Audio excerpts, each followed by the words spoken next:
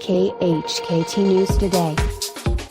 In the light of Kim Jong Un's threats to tame President Trump with fire last week, the North Korean army just received an additional 4.7 million troops. Millions of young men and women have rushed to the recruitment booths, brainwashed into thinking that their leader is the good guy. Tensions are at an all-time high between President Trump and North Korea, as the war of words continues to blaze on. The UN tried imposing sanctions onto North Korea, and that didn't stop them from pursuing their nuclear weapons program. South Korea and Japan have displayed military might in an attempt to intimidate them. It did nothing. The United States has also issued sanctions onto North Korea, which coupled with the UN sanctions has sliced their country's trade by nearly 70%, and yet still, the tyrannical mini-monster is too stubborn to be tamed. As President Trump said, it may appear that North Korea only understands one thing. USA Today reports. North Korea claims that 4.7 million of its citizens have volunteered to join or re-enlist in the military since leader Kim Jong Un threatened to tame President Trump with fire last week, North Korean state media reported.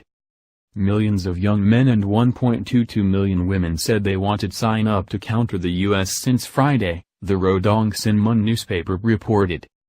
Pyongyang has previously claimed that North Koreans have volunteered to join the military as part of propaganda campaigns to boost solidarity, according to South Korean news agency Yonhap.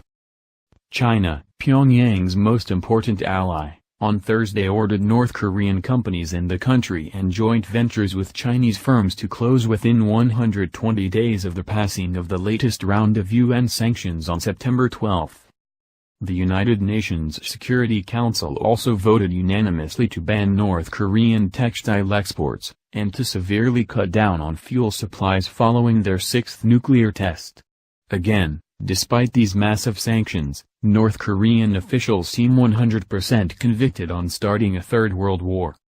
Fortunately, Mad Dog Mattis is Trump's right-hand man for military strategy, and the retired four-star general is not one to be trifled with.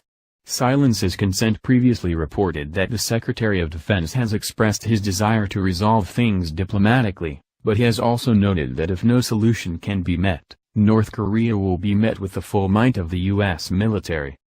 The no-bones general is known for his direct and surgically precise style of both speaking and waging warfare, hence his nickname Mad Dog. So when he just issued this statement about our willingness to go to war with North Korea, he certainly lived up to his reputation. Mattis emphasized that while America would certainly rather deal with Kim Jong Un diplomatically, either through UN sanctions or other methods, we are by no means putting military action off the table.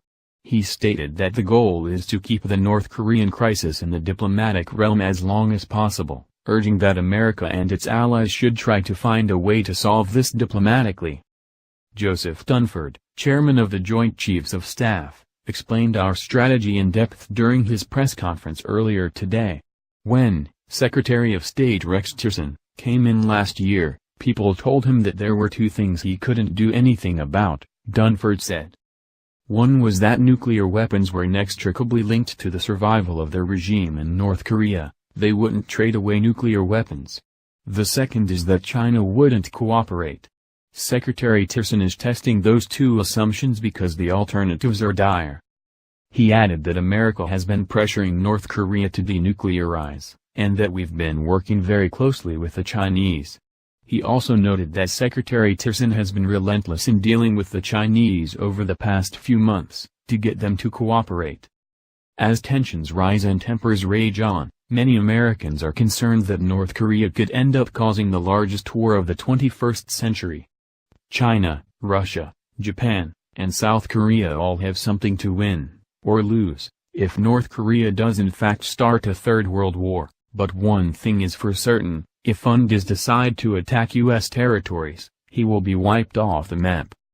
If you think that President Trump should show North Korea no mercy, please give this article a share.